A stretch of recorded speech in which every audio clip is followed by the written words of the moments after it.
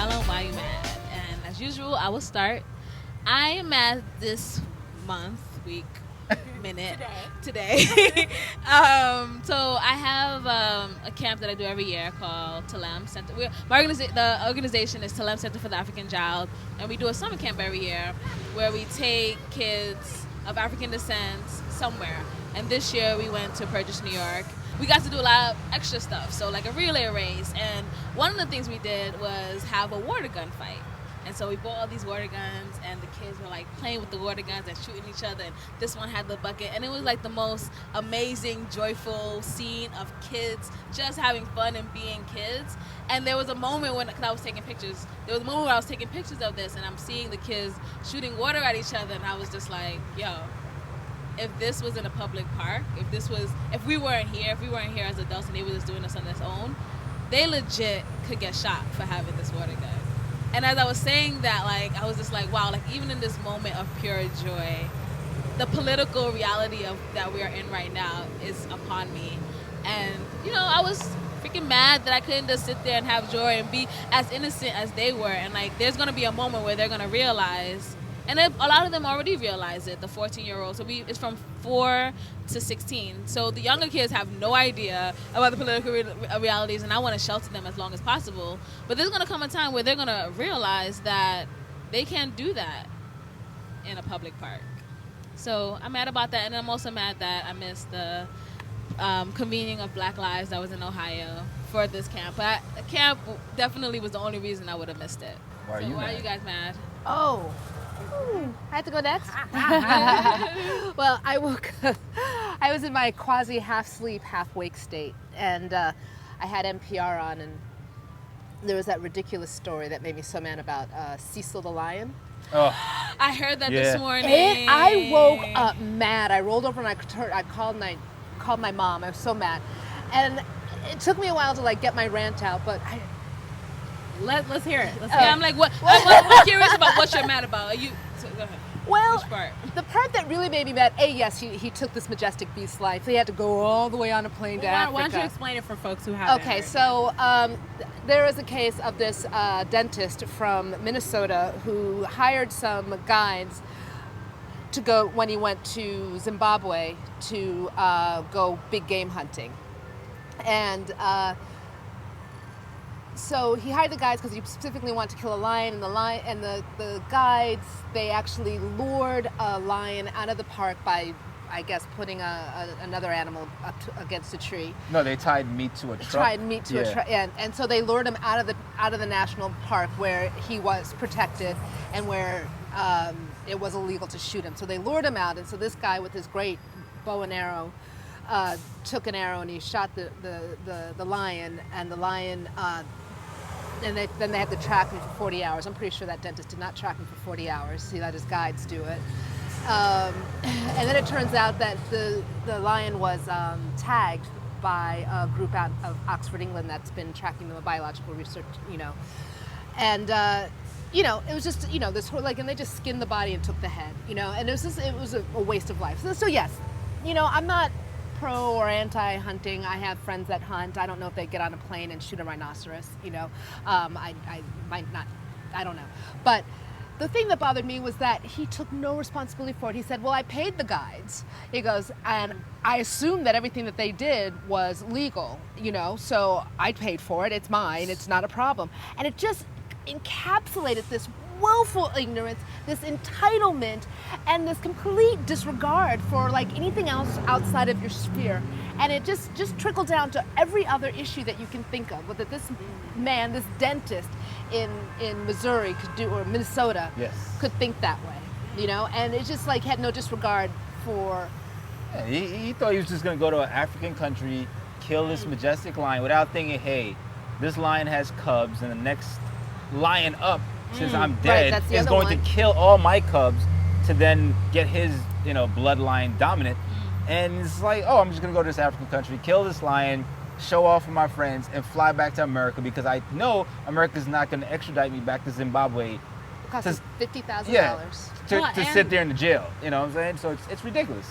And it's because of capitalism, I can pay whatever I want to morally absolve myself. Like, it's not me. I paid somebody to do it. Yeah. And the two guides, they actually are. They're already arrested. They got arrested? Yeah, they already got arrested. So you telling me that these two black people are going to go to jail? Well, we don't know because there's lots of different guides out there. So. Yeah. Okay. Not to mention, I don't know their economic status, but that they're trying to feed their kids. $55,000. 55,000 US is a lot of money. That's the story that I heard this morning. They were talking about how if you are going to go hunting, you have to make it worthwhile for the tribe that you're hunting in their territory, because like that's how they sustain their families. Like it was a different. That made me mad because it was just like. Had no like these African people. This is how these white people from America they sustain their family. I was just like, out of here. I don't think I really like that narrative. I want a little bit more investigation on that. They've survived for years without these people, so yeah, that's all I'm saying. Not to mention the animals have helped to feed them. Exactly. So I'm just still that whole. It's not my fault.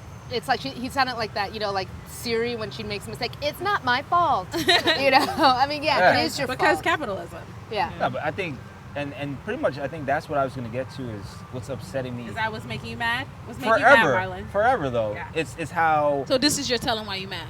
American capitalism, and pretty much just what they call first world country capitalism, is ruining the rest of the world. Because a friend of mine, close friend Rachel, we always sit and we're like, oh, where are we going to escape to? So we find the most random place like Zanzibar or, any little island off the coast of Africa or something. We're like, oh, we're going to go there. But then you realize everything is still tied into America or these first world countries and their politics and their economies and how it fails or rises. And everything's based on that. So, yes, these little countries are a little serene pieces of heaven, but at the same time, our politics winds up affecting them, whether it be causing them to lose money, whether the people wind up killing each other because they have some natural resource, and American first world greed wants that, so they go in there and force these people to fight themselves. So there's no place that this first world hand hasn't reached to. It's now even reaching into jungles where we're destroying all of our air and oxygen supplies. We're destroying. And people are killing themselves to find gold in my country just for American purposes. People are like caving in. These guys have Guyanese gold is nice though. Yeah, they have no real equipment. These guys are like digging into the mountainside without using proper support. So it's just caving in and killing them. All for what? To feed America's economy. And every place is just getting washed up. And it's funny because then now America's like, well, also, don't bring no immigrants here. It's like you destroyed where I'm from. Made it hard for me to live there. By either sending all these guns and weapons or diseases or just robbing my country of natural resources. Now you don't want me to come here because you're good and you left me bad. That's messed up. Typical American backwards morality. Word. I guess. And then that's why Trump is leading in the polls. I was just gonna say, let's go the whole show without mentioning Trump. I was just thinking that. Nah, man, I gotta mention him, yo. Trump's in I kind of saw him in that whole lion thing. I hope he stays in the lead. Because it'll be that much easier for a Democrat to take down like a total super right-wing Yahoo. So that being said, talk about why I'm mad. I don't even know if I want a Democrat there. I just need someone for the people. Trump definitely is not that. Trump's not that, but nobody is. I mean, we could do a whole show on national politics. We're not. So yeah, so I spent so much of the last 2 weeks at just pretty much immersed in Black love, right? So Black organizing for leadership and dignity, and then after that, being in the convening for Black Lives, the movement for Black Lives convening in Cleveland. Also, not Black love, I like to call it Blacktopia because it was just beautiful blackness all over the place. So understand that that's where my head is at right now, right? I'm just like, oh man, Black people are amazing. I'm just gonna tell Black people how amazing they are. We're gonna be all right in this struggle. Everything's gonna be great. Just complete Black euphoria. So out of that Black euphoria, this morning I woke up and I got a text message from my friend about the diss track that Drake released towards Meek Mill. By the time you guys are listening to this, 2 weeks will have passed or a week will have passed.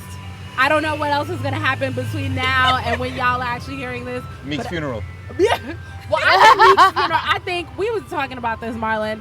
the internet killed Meek Mill today. I mean, Drake might have fired the first shots, but the internet fucking took me. Black and Twitter. That is what I'm mad at. Black Twitter, Black Instagram. You need a hashtag back to back. I mean, first of all, actually, back to back. Yeah. Because I mean, and so for those of you that don't know, there's been some kind of dumbass beef between Meek Mill and Drake. I'm not exactly sure. Well, I don't want to go into the details, but the point is that Drake released a diss track. It was weak. It was like a lullaby. I was like, done. I was out. Right? It wasn't worth talking about. Meek went on Twitter. You know, and it was like, what? What kind of rap battle is this? Why are you on Twitter? Why didn't you spit some bars? Exactly. Right? So then, 4 days later, Drake comes out with this track. He's like, okay, I know that was weak sauce before, so now I'm gonna come back, and this is just a little bit stronger. I'm gonna turn it up for y'all, right? He told Nicki to get a prenup. I feel like I can't even remember. No, but he was like, this dude is just riding you.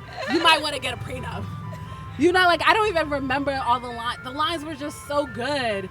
And I don't know, man. I remember when rap battles were rap battles. Well, I would say that the best line was he was like, I waited 4 days, where you at?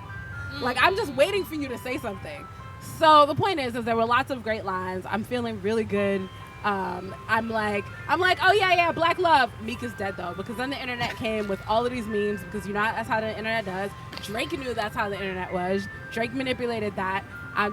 Team Drake. Good luck. I feel like Nicki's in a corner somewhere. Like, good luck, booze, both of you. So that's what's making me mad is that the internet kills Meek Mill, because I don't know. I guess Drake's words started it, and then Meek is dead, and I'm still like, hey, Black Love. Hey, at least he had a comedic death. All right, well, it is time to say goodbye for this conversation right now.